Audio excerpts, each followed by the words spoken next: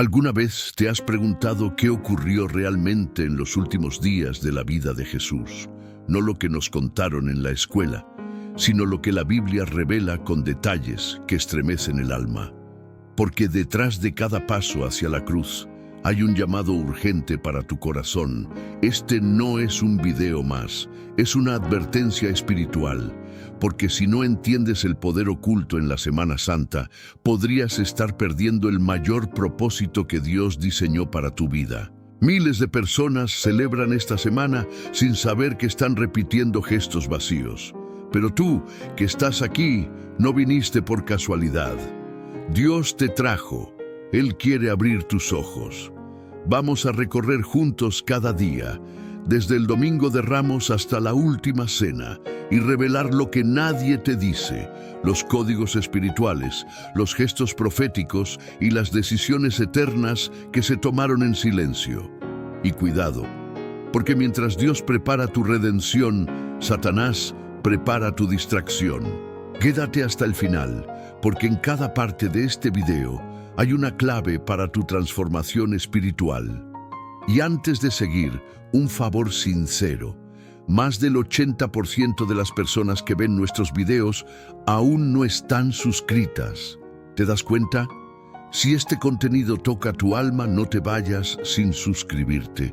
Es gratis, pero para nosotros vale oro.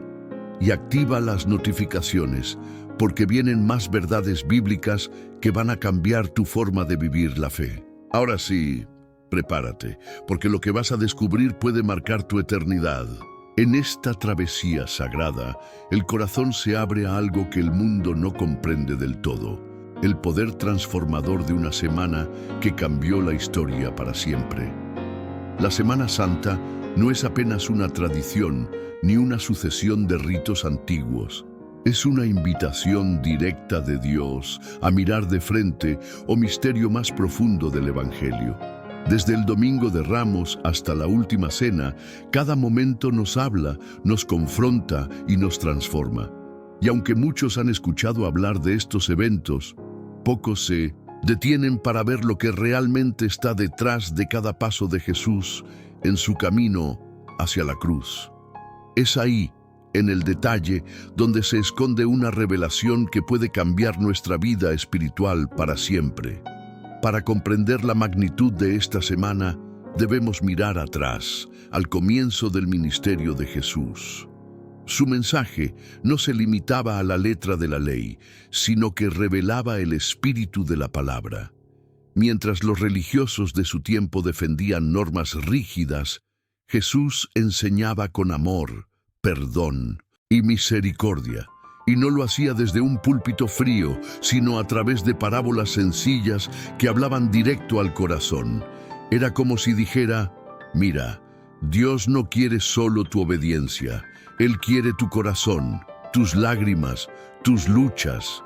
En cada enseñanza invitaba a la transformación interior, a una fe real, no teatral. Y como si eso fuera poco, sus milagros estremecían la lógica humana. Curaba al leproso, daba vista al ciego, resucitaba a los muertos. No lo hacía por espectáculo, sino para revelar el poder divino que había venido a romper las cadenas del pecado. Satanás temblaba. Cada acto era una declaración. El reino de Dios ha llegado. Pero claro, no todos aplaudían. Los líderes religiosos veían en él una amenaza directa a su autoridad. ¿Cómo alguien sin formación rabínica podía hablar con tanta sabiduría y autoridad? ¿Cómo podía ese hombre sencillo tener el poder que ellos fingían tener? Su enojo no venía solo de la envidia, sino del miedo.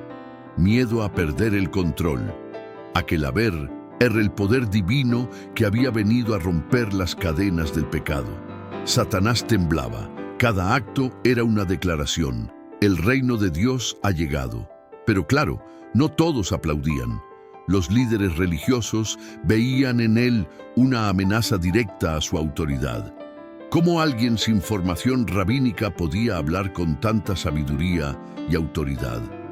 ¿Cómo podía ese hombre sencillo tener el poder que ellos fingían tener?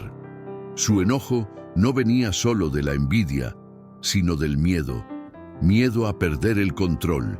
Aquel haber se manifiesta con tanto poder. El sistema religioso que vive de apariencias se revuelca de rabia. La Biblia lo deja claro. Lo que debía despertar adoración provocó odio. Es desde ese momento, cuando la tensión espiritual alcanza su punto más alto, que comienza esta semana que aún hoy resuena en nuestras almas. No es simplemente historia, es presente vivo.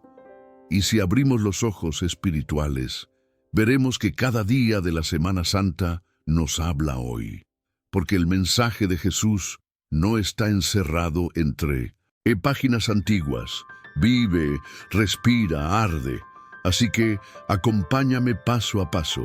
Deja que cada escena te hable, que cada enseñanza penetre como espada en tu espíritu. No estás aquí por casualidad. Dios te trajo. Y Satanás, bueno, él hará todo para distraerte, pero no lo permitas. Lo que viene a continuación puede marcar tu vida para siempre. Imagínate por un momento la escena.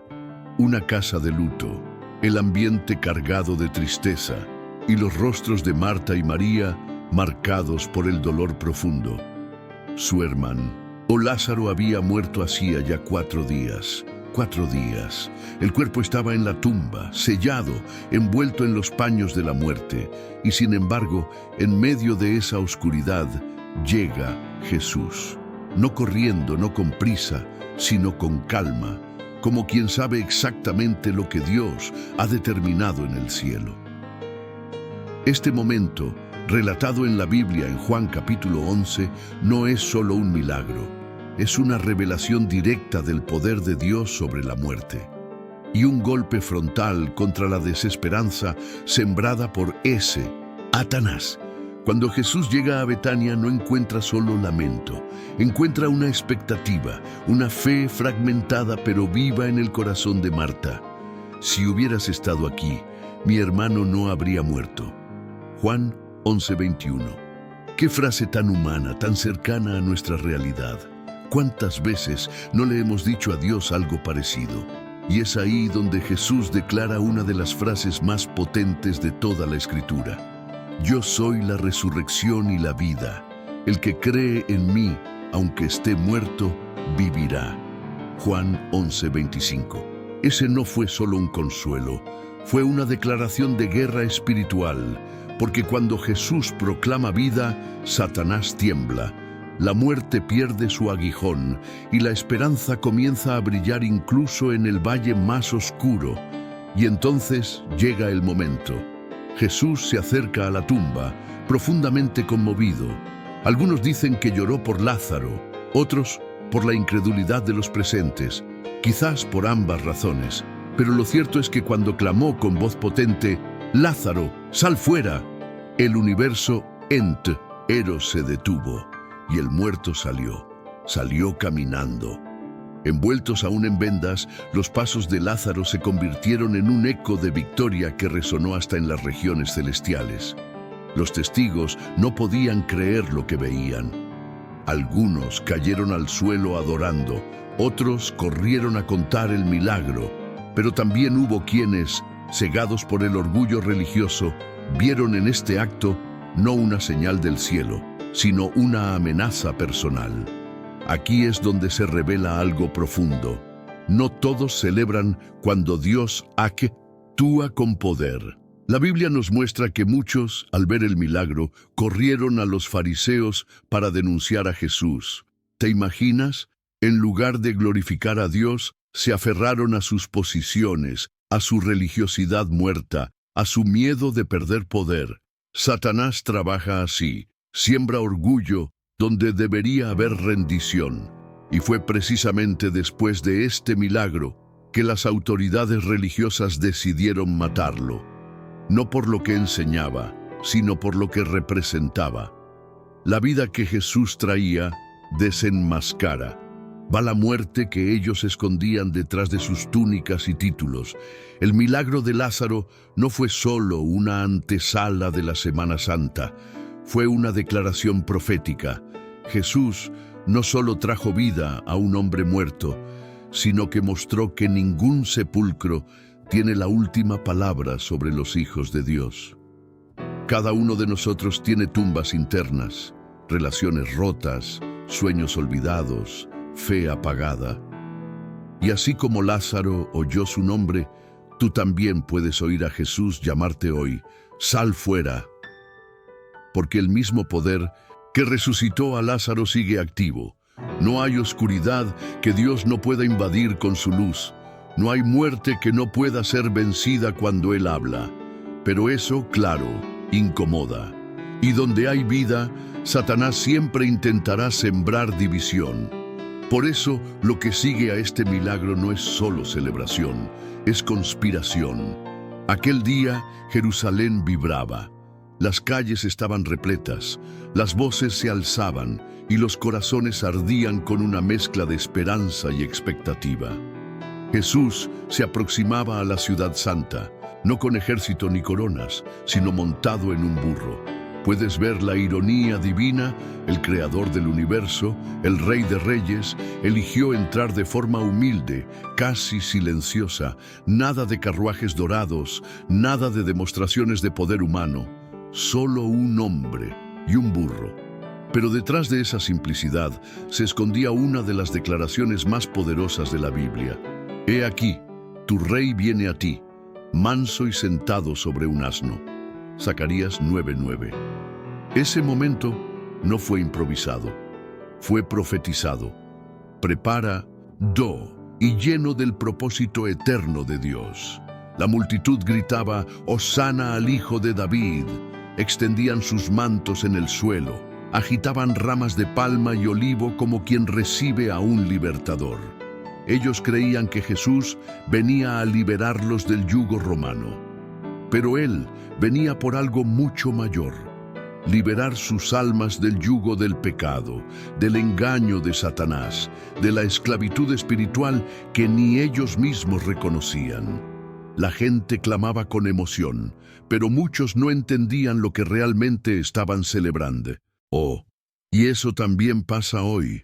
A veces alabamos a Dios esperando una solución externa cuando Él quiere operar una transformación interna. Queremos que arregle el mundo a nuestro alrededor y Él quiere empezar por nuestro corazón.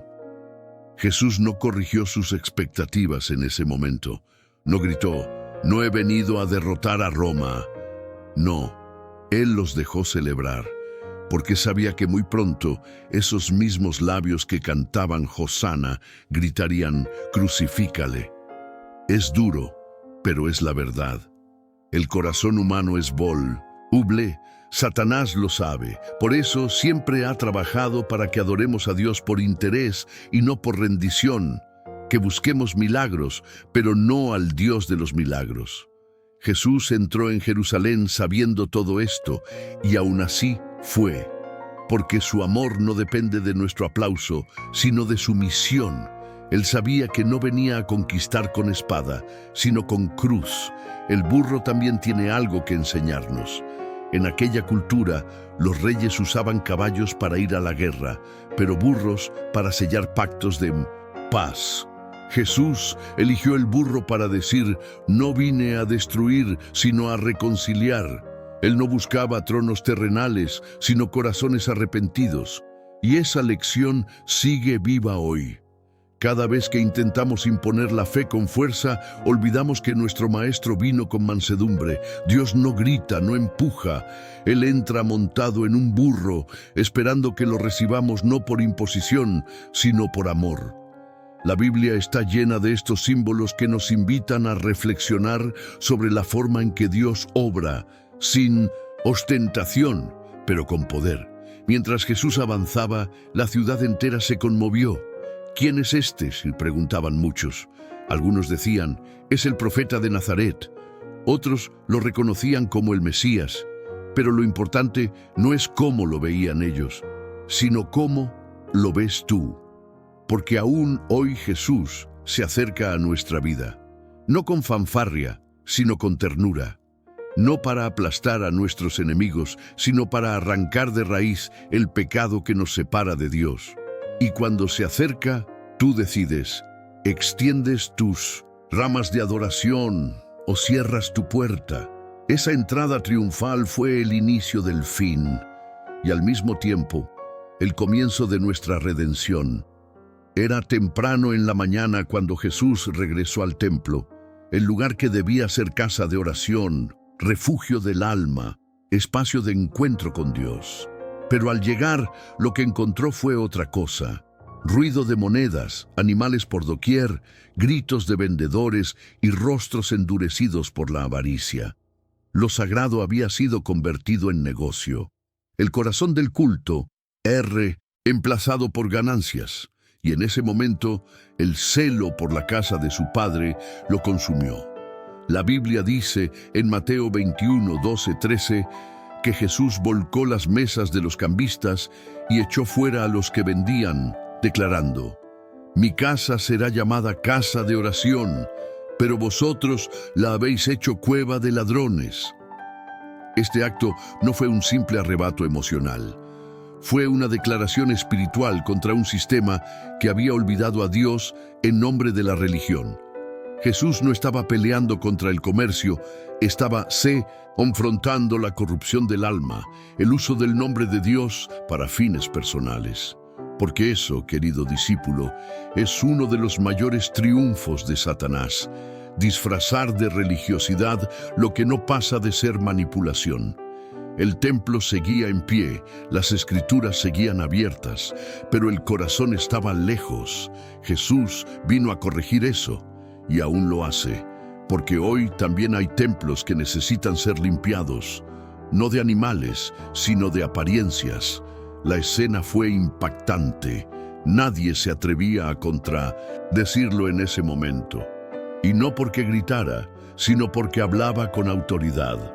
Una autoridad que no venía de títulos humanos, sino del respaldo de Dios. Y lo más bello es lo que vino después. Dice la Biblia que, una vez purificado el templo, vinieron a él los ciegos y cojos, y él los sanó. Mateo 21, 14. ¿Ves el patrón? Primero limpia, luego sana. Primero quita lo que estorba, luego transforma. Así es Dios. Él no mezcla lo santo con lo corrupto, y lo mismo quiere hacer en nuestras vidas. Haya el go en tu corazón, en tus hábitos, que necesita ser echado fuera para que Él pueda habitar de verdad. Este episodio también nos habla de cómo Jesús valora la oración, no como un ritual repetitivo, sino como una conversación viva entre el Creador y sus hijos, una relación íntima, honesta. ¿Cuándo fue la última vez que oraste no por costumbre, sino con el alma abierta? Hay oraciones que rompen cadenas no por su elocuencia, sino por su sinceridad. Jesús quería restaurar eso, mostrar que el templo debía ser un lugar donde el alma se desnudara delante de Dios, donde la fe renaciera, donde la voz del cielo fuera más fuerte que el ruido del mercado. Y ese templo ahora somos tú y yo. Somos el lugar donde Dios desea habitar. La purificación del templo fue más que un evento histórico. Fue una advertencia amorosa, un llamado al arrepentimiento, un recordatorio de que no se puede servir a Dios y a las monedas al mismo tiempo. Mateo 6:24. Porque donde hay doblez, Satanás encuentra brechas. Jesús limpió el templo no para causar caos, sino para restaurar la comunión. Y esa restauración sigue disponible hoy. Solo necesitas permitir que Él entre, que derribe tus mesas internas, que derrame las monedas de tus prioridades falsas y una vez más haga de tu vida una casa de oración. Él no busca perfección, solo disposición. ¿Estás listo? La mañana comenzaba con cielos despejados sobre Jerusalén, pero en el corazón del templo la atmósfera era densa. Jesús había regresado, sabiendo que cada palabra dicha allí sería una chispa en medio de un campo seco. Los líderes religiosos estaban irritados y no disimulaban, pero Jesús no retrocedía. Al contrario, se sentó entre la multitud y comenzó a enseñar. Y lo hizo como siempre, no con gritos ni amenazas, sino con historias, parábolas, imágenes del día a día que encerraban verdades eternas. Como un maestro que conoce el alma humana, utilizó lo común para revelar lo divino. Y así, la Biblia nos muestra que en esa jornada, Él compartió parábolas que no solo instruyeron, sacudieron. La primera fue la del padre con dos hijos, Mateo 21, 28, 32. Un hombre pidió a sus hijos trabajar en la viña. Uno dijo no y luego fue.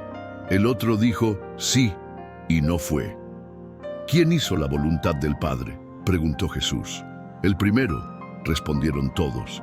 Y ahí vino el golpe. Los publicanos y las prostitutas entran primero en el reino de Dios que ustedes. ¿Puedes imaginar los rostros de los fariseos? Aquellos hombres que se creían santos por fuera pero seco, por dentro, fueron expuestos por una parábola simple. Porque en el fondo, Jesús no hablaba solo de ellos, hablaba de nosotros también. ¿Cuántas veces hemos dicho sí a Dios con la boca, pero no con los pies? Jesús no paró allí. Continuó con la parábola de los labradores malvados, Mateo 21, 33, 46, una historia que ponía a Dios como dueño de una viña y a los religiosos como arrendatarios rebeldes. Mataron a los siervos, golpearon a los enviados y finalmente asesinaron al Hijo. La implicación era clara. Dios había enviado profetas y ahora enviaba a su Hijo, pero ellos no querían escucharlo. Querían la viña sin el dueño, el reino sin el rey. Y eso, mi querido amigo, sigue ocurriendo hoy, cuando queremos los beneficios de la fe, pero sin rendirnos al señorío de Cristo. Repetimos esa historia. Es fuerte, sí, pero la verdad no viene a acariciar el ego, sino a despertar el alma. Luego, Jesús contó la parábola del banquete, Mateo 22, 1, 14. Un rey prepara una gran fiesta y llama a los invitados, pero estos, ocupados con sus negocios, rechazan la invitación. Algunos incluso matan a los mensajeros.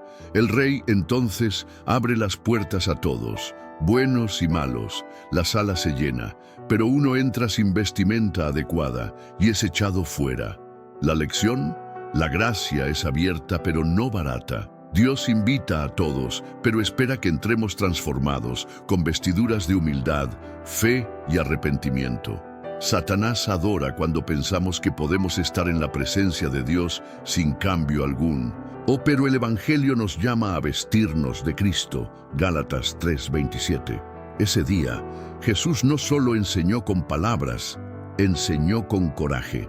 Se enfrentó a los poderosos, habló verdades incómodas y dejó claro que el reino de Dios no se construye con apariencias, sino con corazones rendidos.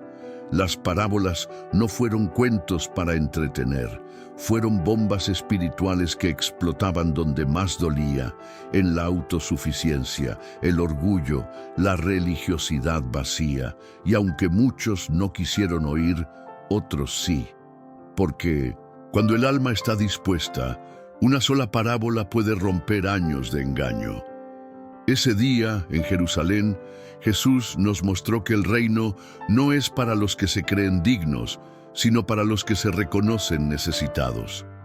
¿Te reconoces tú? El sol salió sobre Jerusalén como cualquier otro día, pero algo en el aire era distinto. La Biblia no nos dice qué hizo Jesús exactamente ese miércoles. No hay sermones registrados, ni milagros, ni parábolas. Solo silencio, un silencio denso, casi profético. Un día sin acción visible, pero con movimientos espirituales intensos, porque a veces lo más decisivo no ocurre en lo que se ve, sino en lo que se calla. Mientras muchos seguían con sus vidas como si nada estuviera pasando, Satanás trabajaba en la sombra. Y un hombre, Judas, estaba por tomar la decisión más oscura de su existencia. Este día representa algo que todos debemos aprender. No todo silencio es paz. Hay silencios que preparan milagros, sí, pero también hay silencios que esconden traiciones. La ve Biblia nos muestra que Judas, uno de los 12, se acercó a los líderes religiosos para negociar la entrega de su maestro.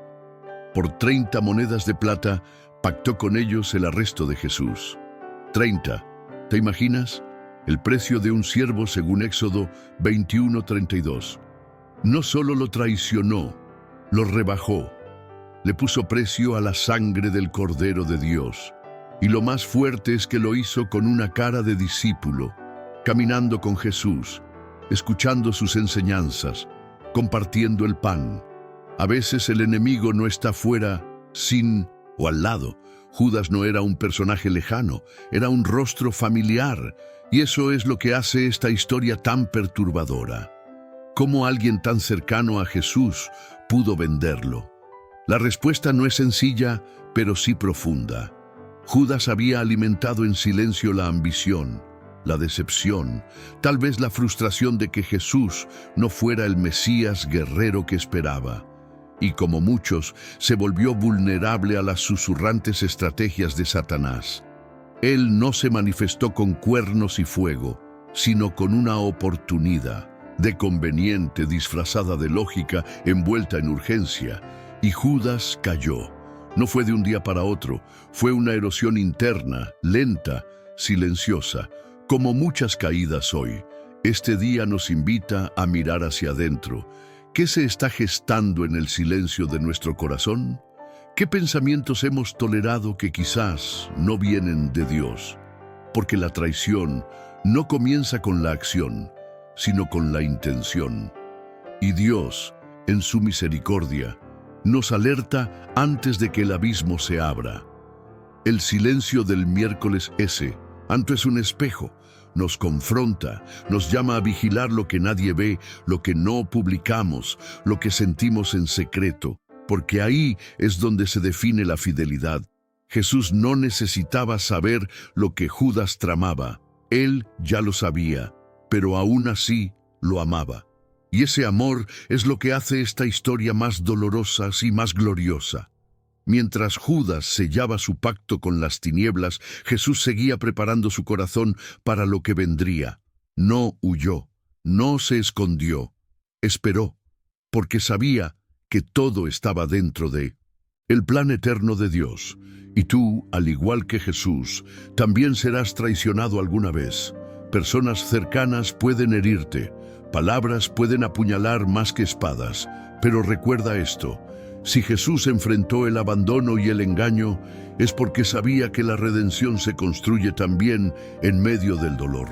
No tengas miedo del silencio, pero examínalo, porque donde hay silencio puede haber presencia divina o conspiración. Depende de a quién estés escuchando. Era la víspera de la Pascua. Las luces de Jerusalén titilaban entre sombras, mientras Jesús se sentaba a la mesa con los suyos por última vez. Aquella noche no era como las anteriores. Había un peso en el aire, una mezcla de ternura, tensión y eternidad. Jesús, plenamente consciente de que su hora había llegado, eligió ese momento para enseñar la lección más profunda de todas, el amor. No un amor abstracto, sino encarnado, servido en pan y vino, mostrado en agua y toalla, confirmado con palabras que aún hoy estremecen el alma. Amaos, los unos a los otros, como yo os he amado. Juan 13:34. La Biblia nos abre las puertas de ese aposento alto y nos invita a sentarnos también a esa mesa. La escena comienza con un gesto inesperado. Jesús se levanta, se ciñe una toalla, toma una vasija con agua y se arrodilla. Uno por uno, lava los pies de sus discípulos, incluyendo los de Judas. ¡Qué profundidad hay en esto! El Creador lavando los pies de su criatura. El Santo tocando el polvo del traidor. Esa agua no solo limpió pies sucios, lavó el orgullo, rompió esquemas, mostró que en el reino de Dios el mayor es el que sirve. Y hoy, ese acto sigue hablando. Nos recuerda que la verdadera grandeza no está en ser admirado, sino en amar hasta lo más bajo, en poner la rodilla por el otro. en servir sin esperar. Satanás detesta eso, porque él busca tronos, no toallas. Y fue una toalla lo que Dios usó para revelar su gloria. Después Jesús tomó el pan, lo partió y dijo: «Esto es mi cuerpo, que por vosotros es dado». Luego tomó la copa. «Esta es mi sangre derramada para el perdón de los pecados». Lucas 22, 19, 20. Así nació la Santa Cena, no como un rito frío, sino como un acto vivo de memoria y comunión. Cada vez que participamos del pan y del vino, no estamos repitiendo un hábito. Estamos proclamando la victoria del Cordero. Estamos recordando que Dios no nos salvó con palabras, sino con sangre. Que la salvación no se gana, se recibe. Y que la cruz no fue un accidente, sino el cumplimiento del plan eterno para redimir lo que Satanás había contaminado. Pero Jesús no solo entregó símbolos, entregó palabras que arden.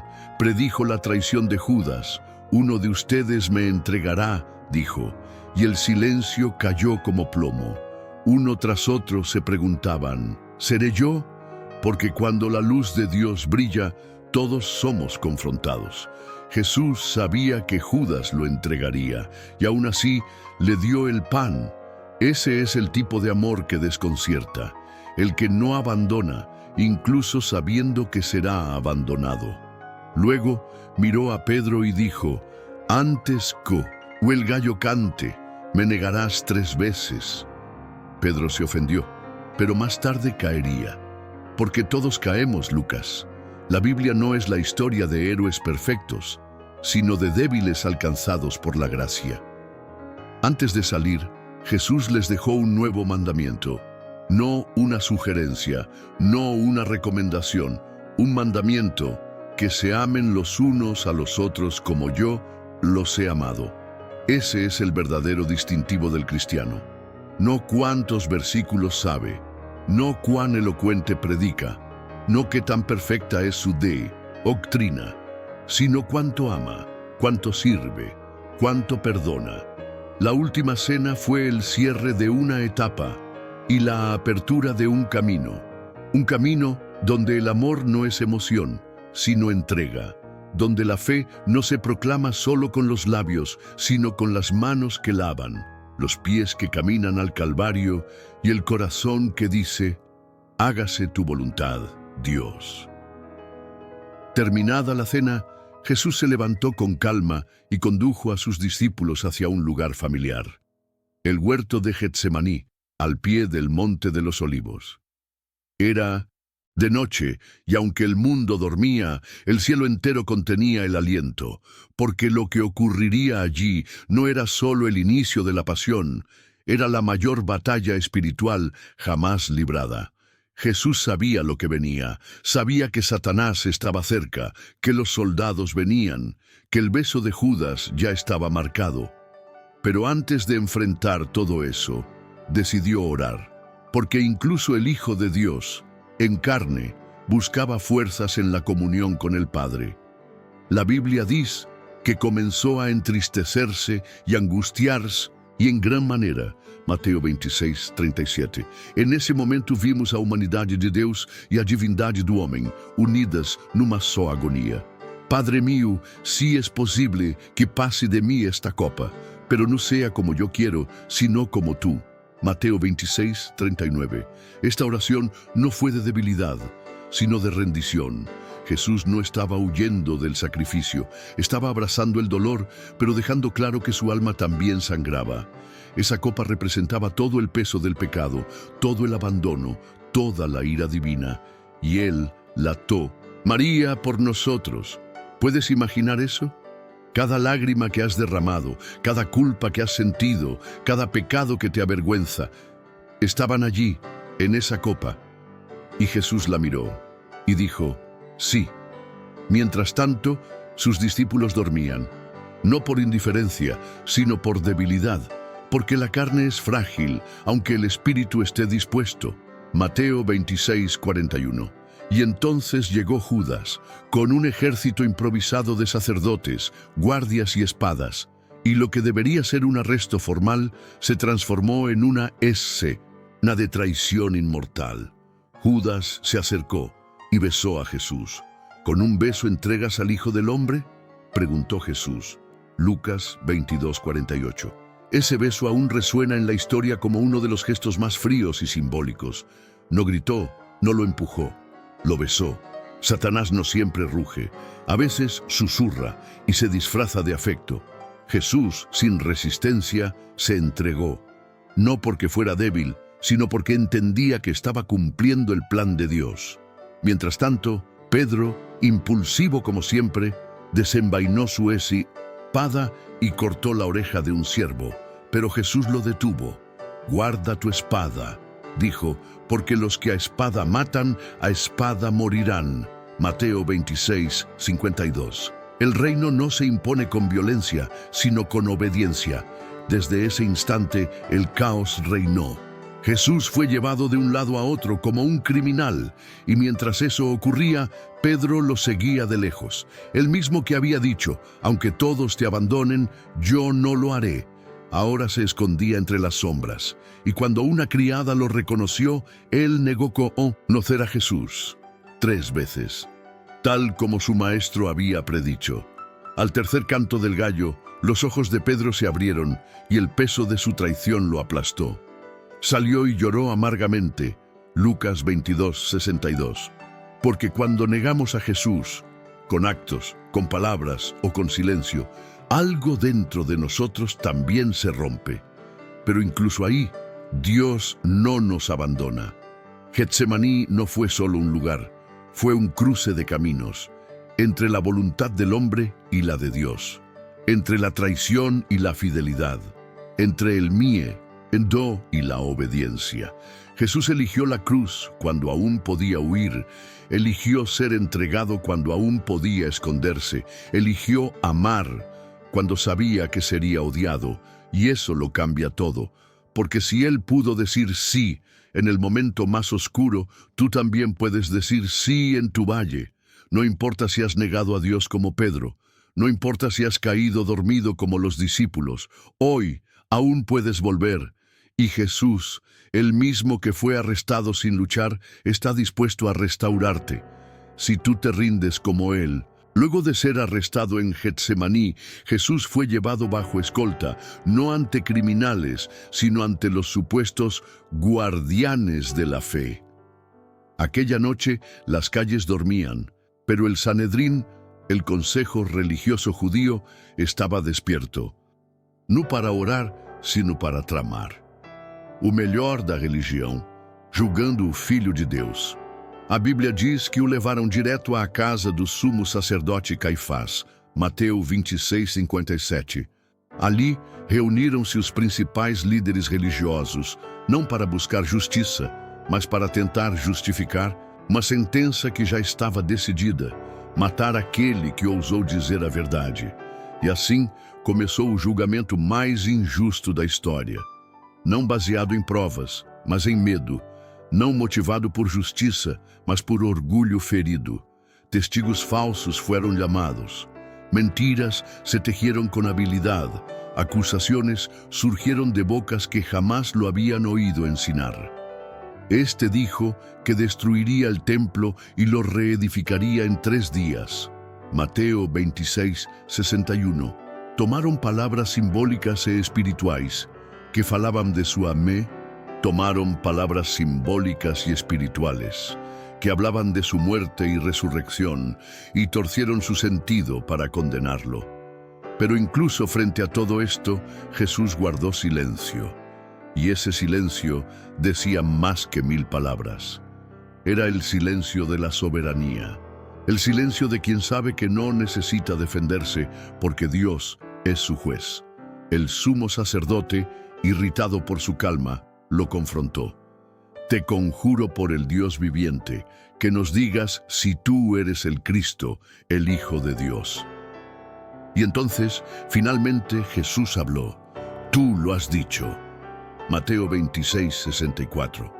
Allí, ante sus acusadores, él reafirmó su identidad, aun sabiendo lo que eso le costaría. A partir de ese momento, todo empeoró. Rasgaron sus vestiduras en señal de falsa indignación. Lo declararon blasfemo. Lo condenaron a muerte y entonces comenzaron los abusos. Le escupieron, golpearon su rostro, se burlaron del Salvador como si fuera un criminal cualquiera. Aquel que sanó ciegos, levantó paralíticos y perdonó pecados. Ahora era maltratado en silencio, no porque fuera débil, sino porque estaba obedeciendo. Ese momento, hermano, revela algo que muchos olvidan. Dios permitió que la verdad fuera humillada para que la mentira perdiera su poder. Satanás pensó que estaba venciendo, pero en realidad solo estaba cooperando involuntariamente con el plan eterno de salvación. Al mismo tiempo, Pedro enfrentaba su propia batalla. Desde lejos, observaba todo. 3 veces, como Jesús había profetizado, lo negó. Y cuando el gallo cantó, sus ojos se llenaron de lágrimas. La Biblia dice que salió y lloró amargamente. Y aquí vemos el contraste más impactante. Judas, al traicionar, fue consumido por la culpa, pero sin arrepentimiento. Pedro, al negar, fue quebrado, pero restaurado. Esto nos enseña que todos fallaremos algún día. Todos seremos tentados a negar nuestra fe, pero la diferencia está en lo que hacemos después. Dios no exige perfección, Él espera arrepentimiento. Y Jesús, aun siendo juzgado injustamente, ya llevaba en su corazón el perdón para Pedro y para todos nosotros. Este juicio nos invita a reflexionar. ¿Cuántas veces hemos juzgado mal la verdad porque nos confronta? ¿Cuántas veces elegimos mantener el sistema como los fariseos en lugar de rendirnos a la revelación? La historia del juicio de Jesús es más que un episodio histórico. Es un espejo. Muestra cuán cruel puede ser la religión sin Dios. Y nos llama a no repetir el error. La verdad muchas veces será rechazada, pero seguirá siendo verdad. Y mientras Satanás celebra cada injusticia, Dios escribe con manos invisibles un plan perfecto de redención. Un plan que estaba a punto de cumplirse no con gloria terrenal, sino con sangre. Y la cruz ya proyectaba su sombra. Un plano que estava prestes a se cumprir, não com glória terrena, mas com sangue. E a cruz já lançava sua sombra. Y ahora te pregunto, ¿en qué parte de esta historia te encontraste a ti mismo? ¿En la obediencia de Jesús, en el temor de Pedro o en el silencio de Getsemaní? Déjamelo en los comentarios. Quiero leerte. Este no fue un video para entretenerte, fue una llamada espiritual. Si algo aquí tocó tu alma, no lo dejes pasar. Suscríbete al canal y activa la campanita para que no te pierdas lo que viene. De verdad, los próximos contenidos pueden ser lo que Dios quiere usar para despertar tu fe. Y claro, comparte este video con alguien que necesite escuchar esta verdad. En la pantalla ya está apareciendo el próximo video que te recomiendo ver. Haz clic ahora y sigue profundizando en los misterios de la palabra de Dios. Con cariño, te habló tu amigo Javier. Nos vemos en el próximo.